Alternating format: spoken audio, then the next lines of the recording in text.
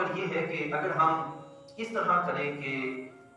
ہر رات، یعنی کہ 21ویں رات ہے، 23ویں رات ہے، 25ویں رات ہے، 27ویں ہے اور 30ویں رات ہے، ان طاق راتوں کے اندر ہر طاق رات میں کچھ حصہ قرآن مجید کی تلاوت کر لیں، کچھ نوافل پڑھنے کا اہتمام کر لیں، کچھ مناجات اللہ کی بارگاہ میں پیش کرنے کا اہتمام کر لیں، کچھ جو ہے وہ تسبیحات اور تحلیل کا اہتمام کر لیں، استغفار کا اہتمام کر لیں، اور عبادات کے اہتمام کے بعد کچھ دیر کے لیے پھر آرام کریں اور پھر صبح تہجد کے وقت اٹھنے کا اہتمام کر لیا جائے۔ اگر بالفرض ہمیں معلوم نہیں کہ وہ رات شب قدر ہے، لیکن اگر وہ رات شب قدر ہوئی تو جو ہم نے عبادات کی ہوں گی اللہ تعالیٰ جل وعلا ان عبادات کو اپنی بارگاہ میں قبول فرماتے ہوئے شب قدر اگر وہ ہوئی 21ویں رات شب قدر ہے، ہم نے کچھ تھوڑا بہت عبادت کا اہتمام کر لیا، ہمیں معلوم نہیں کہ یہ شب قدر ہے، ہاں اگر اس رات میں اس طرح کی کیفیت کا احساس ہو جائے تو یہ ایک الگ پہلو ہے، لیکن اگر ہمیں معلوم نہیں ہوتا کہ یہ شب قدر ہے لیکن اس کے باوجود جب ہم کچھ عبادات کا سلسلہ اہتمام کر کے سو جاتے ہیں